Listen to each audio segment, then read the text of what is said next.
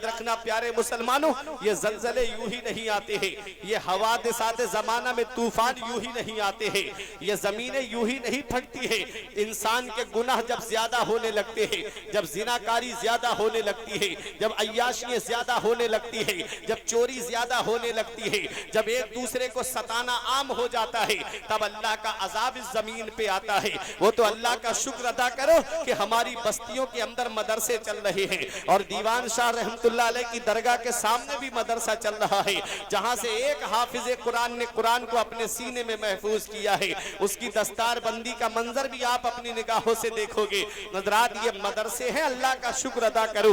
हदीस पाक में आता है कि जब अल्लाह किसी बस्ती को अजाब देने का इरादा करता है तो फरिश्तों को हुक्म देता है, इस बस्ती को अजाब दो, इस बस्ती को तबाह कर दो। जब फरिश्ते अजाब देने के लिए आते हैं, हदीस पाक के अल्फाज हैं फसमिया तालीम सिबियान, तो अल्लाह ताला छोटे छोटे बच्चों की तालीम की आवाज को सुनता है। वो छोटे छोटे बच्चे जिनकी नाक नहीं संभलती, जिनका चेहरा सही से धुला हुआ नहीं, लेकिन यस्सनल कुरान सीने से लगा के मदरसा पढ़ने जा रहे हैं। कायदा बगदादी सीने से लगा के मदरसा पढ़ने के लिए जा रहे हैं। पहला पारा, दूसरा पारा, अम्मा यतसाअलून का पारा सीने से लगा करके मदरसे की तरफ पढ़ने जा रहे होते हैं। अल्लाह फरिश्तों को हुक्म देता है, फरिश्तों वापस आ जाओ। फरिश्ते अर्ज करते हैं, मौला अभी अजाब देने के लिए भेज रहा था, अब वापस क्यों बुला रहा है? तो रब की रहमतें जवाब देती है, मेरी रहमत को यह गवारा नहीं है कि जहां मेरा कलाम पढ़ा जा रहा हो मैं उस बस्ती के अंदर अजाब दूं। अब आप सोचे, जिस बस्ती में कुरान की तिलावत हो अल्लाह उस बस्ती से अजाब उठा लेता है। ये मदरसे बरकतों का जरिया है, ये मदरसे खैर और बरकत का जरिया है, इसलिए इन मदरसों की तरफ तवज्जो दो। मुझे अफसोस होता है अपनी कौम के ऊपर कि जब इनके शौक देखना हो, अभी एक फिल्म रिलीज हुई थी, चंद दिन हुए हैं, उस फिल्म को 3-3 हजार के टिकट खरीद के मुसलमान देखने के लिए गया। कभी कभी दिल रोता है इस कौम की हालत देख करके। एक साहब ने तो 3 दिन के लिए पूरा हॉल बुक कर लिया था, लाखों रुपये खर्च कर दिए फिल्म देखने के चक्कर में। इन मुसलमानों की अमीरी देखना हो तो इनके ब्याह शादी के मामला देखो, इनकी अमीरी देखना हो तो इन मुसलमानों के शौक और अरमान को देखो, और अगर इनकी गरीबी देखना है तो इनके मदरसों को देखो और मस्जिद के इमामों को इनके देख लो। आज मेरी कौम ने अपने इमामों की वो हालत बना करके रख दी है, इमामों को गुलाम समझ रखा है, और मदरसों के अंदर अपने बच्चों को आज अमीर लोग पढ़ने के लिए नहीं भेज रहे हैं, वही गरीबों के बच्चे पढ़ते हैं, और चंद दिन नहीं गुजरते हैं वो कुरान को सीने में महफूज कर लेते हैं। फिर जहां उन बच्चों का सर होता है वहां हाफिज कुरान का कदम होता है। वो कुरान अजमत देता है, वो कुरान मर्तबा देता है।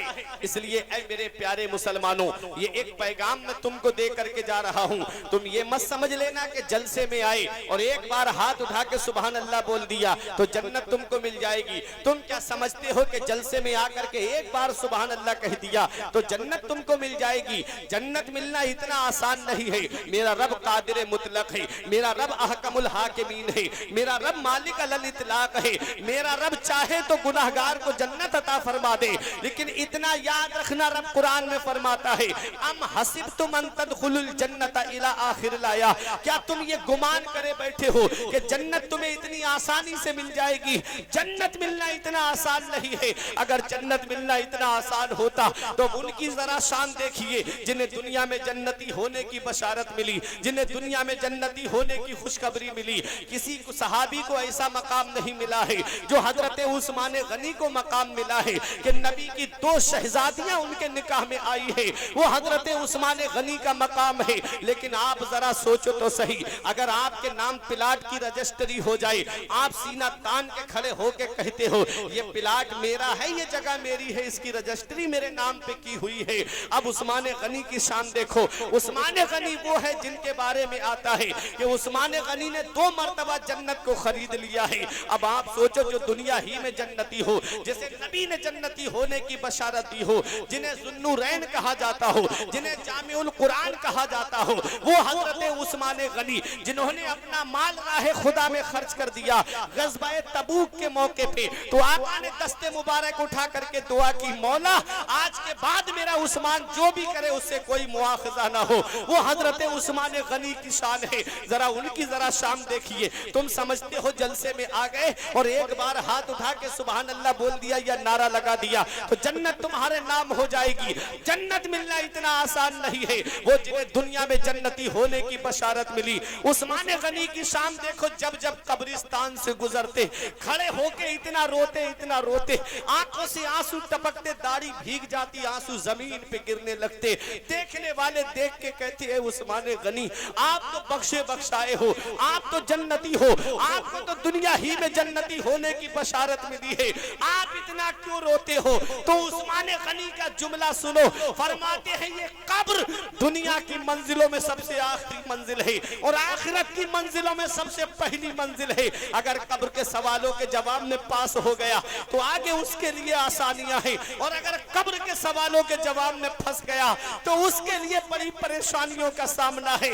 इसलिए मेरे प्यारे मुसलमानों, उर्से दीवान शाह में आने वालों, अपना रिश्ता नबी की बारगाह से मजबूत कर लो, चेहरे पे दाढ़ियां सजा लो, लिबास इस्लामी बना लो, ताकि कब्र के अंदर जाओ तो मदीने वाले मुस्तफा तुम्हारा चेहरा देख के कह दे कब्र में मेरा गुलाम आया। माशाअल्लाह, नारे तकबीर, नारे रिसालत, नारे रिसालत।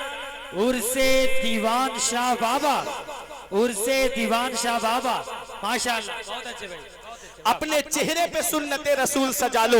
ये दुनिया हमेशा रहने की जगह नहीं है। कहीं ऐसा ना हो कि इसी हाल में दुनिया से चले गए और कब्र में पहुंचे, नबी ने चेहरा देख करके अगर अपना चेहरा फेर लिया तो बताओ कौन है जो कब्र में तुम्हारे काम आएगा? मेरा इमाम बरेली से पुकार के कहता है, उनको रहम आए तो आए वरना, उनको रहम आए तो आए वरना। वो गड़ी मार है क्या होना है, छुप के लोगों से किए जिसके गुनाह वो खबरदार है क्या होना है।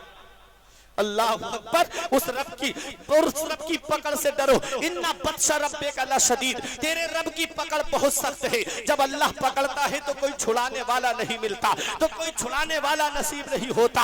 इसलिए रब की पकड़ से डरो। ऐ उनसे दीवान शाह में आने वालों, ये पैगाम दिल की तख्ती पे लिख करके ले जाओ। अपना रिश्ता नबी की बारगाह से मजबूत कर लो। जहां बाप बेटे का साथ छोड़ देता है, जहां बेटा बाप का साथ छोड़ देता है, जहां भाई भाई का साथ छोड़ देता है, जहां मामू भांजे का साथ छोड़ देता है, भांजा मामू का साथ छोड़ देता है, जहां खालू रिश्तेदार का साथ छोड़ देता है, जहां पड़ोसी पड़ोसी का साथ छोड़ देता है, वहां कोई काम नहीं आता है।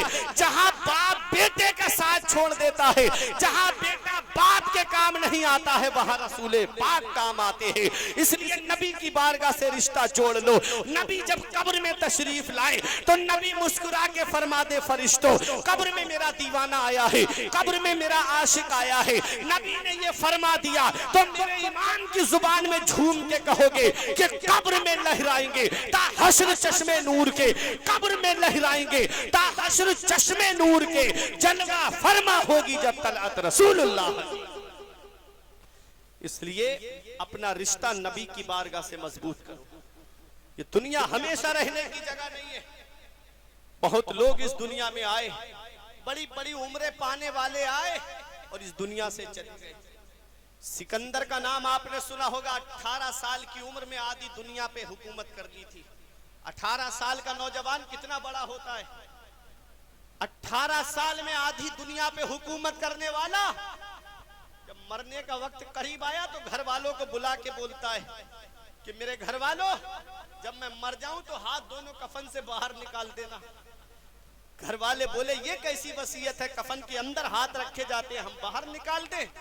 तो सिकंदर बादशाह ये कह के जाता है, मैं दिखाना चाहता हूं दुनिया वालों को कि वो सिकंदर बादशाह जिसने 18 साल की उम्र में आधी दुनिया पे हुकूमत की, लाखों करोड़ों सिपाही जिसके आगे पीछे फिरे, मैं दिखाना चाहता हूं जिसके पास इतनी दौलत है, सरमाया है, लश्कर है, फौज है, सिपा है, उन सबको दिखाना चाहता हूं कि जब सिकंदर इस दुनिया में आया था तब भी खाली हाथ आया था और जब दुनिया से जा रहा है तब भी खाली हाथ जा रहा है।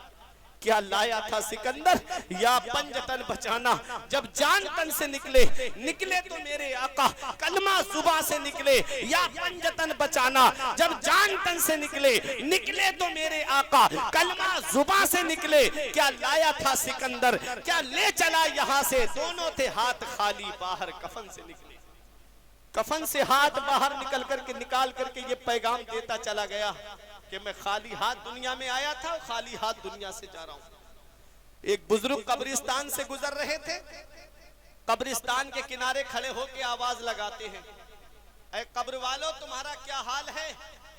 तो एक कब्र के अंदर से आवाज आती है, हमसे ये मत पूछो हमारा हाल क्या है, हमें ये बताओ हम अपनी बीवी छोड़ के आए उसका क्या हुआ, हम इतनी दौलत छोड़ के आए उसका क्या हुआ, मकान बना के आए इतनी बड़ी बिल्डिंग उसका क्या हुआ, मेरे दोस्तों का क्या हुआ जिनके साथ में रातों में घूमता फिरता था।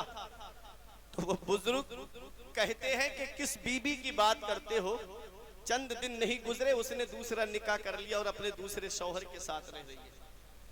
किस दौलत की बात करते हो, जैसे ही तुम्हारी रूह निकली वो दौलत का बंटवारा हो गया, औलाद ने आपस में बांट ली।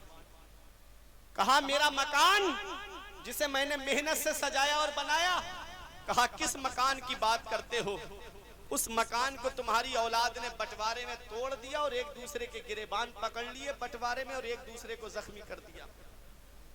कहा मेरे दोस्तों का क्या हुआ, कहा किन दोस्तों की बात करते हो, तुम्हारे मरने के बाद उनने दूसरे दोस्त बना लिए, उनके साथ घूमते फिरते हैं।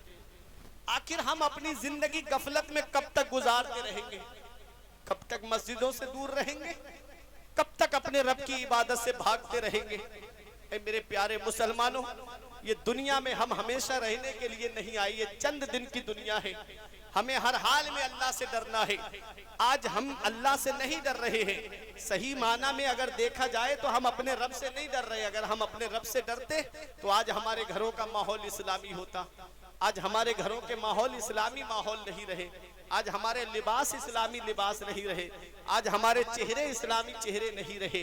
बस हम दुनिया में घिर करके ऐसी दुनिया में मुलव्विस होते चले गए। मेरा इमाम कहता है इस दुनिया को तू क्या जाने, विष की गांठ है हर्राफा, सूरत देखो जालिम की तो कैसी भोली भाली है, शहद दिखाए जहर पिलाए कातिल डाइन शौहर कुश, इस मुर्दार पे क्या ललचाया दुनिया देखी भाली है, सूना जंगल रात अंधेरी छाई बदली काली है, सोने वालों जागते रहियो चोरों की रखवाली है।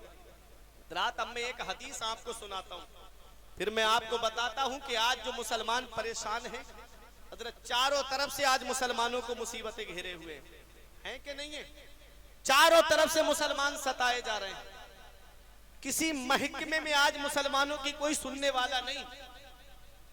इधर का तो माहौल तब भी ठीक है, हमारे इलाके का माहौल तो बहुत ही खराब है, किसी महकमे में किसी कोई सुनने वाला नहीं मुसलमानों की। दाढ़ी और टोपी लगा करके अगर बैंक के अंदर पहुंच जाए तो कोई फार्म भर के नहीं देता, कलम मांगते फिरते हैं तो कलम देने के लिए आदमी तैयार नहीं होता। किसी महकमे में आज हमारी सुनवाई नहीं। कभी हमने इस पे गौर किया? जब भी मैं कहता हूं या अल्लाह मेरा हाल देख, हुक्म होता है अपना नामे अमाल देख। वमा असाबकुम मिन मुसीबतिन फबिमा कसबत ऐदीकुम, अल्लाह कुरान में फरमाता है अल्लाह की तरफ से तुम्हें कोई मुसीबत नहीं पहुंचती, तुम्हारे हाथों की करतूत होती है। इंसान गुनाह करता है उसकी सजा इंसान को दुनिया में मिलती है। आओ मैं आपको एक हदीस सुनाता हूँ, मदीने वाले मुस्तफा ने 1450 साल पहले फरमाया। मेरी माँ बहनें बेटियां आई हैं प्रोग्राम सुनने, सब लोग सुने। इस हदीस के रावी मौला अली शेर खुदा हैं। अन अली इब्ने अबी तालिब काल काला रसूलुल्लाह सल्लल्लाहु तआला अलैहि वसल्लम इज़ा फ़अलत उम्मती बिखम्सा अशरा खसला हल्ला बिहल बलाउ। हजरत अली शेर खुदा कहते हैं कि आका ने इरशाद फरमाया, जिस दिन मेरी उम्मत में 15 आदतें आ जाएंगी, जिस दिन मेरी उम्मत में 15 खसलतें आ जाएंगी, हल्ला बिहल बलाउ, चारों तरफ से उन्हें मुसीबत घेरेगी, चारों तरफ से उन्हें परेशानी घेरेगी। सहाबा ने अर्ज किया कीला वमा हुन्ना या रसूल अल्लाह, वो 15 खसलतें क्या है? आका फरमाते इज़ा कानल मगनमु दुवला व ज़कातो मगनमा वल अमानतो मगनमा। आका फरमाते माले गनीमत को आदमी अपना माल समझेगा, ज़कात देने को ताबान समझेगा, दंड समझेगा और अमानत में खयानत करेगा।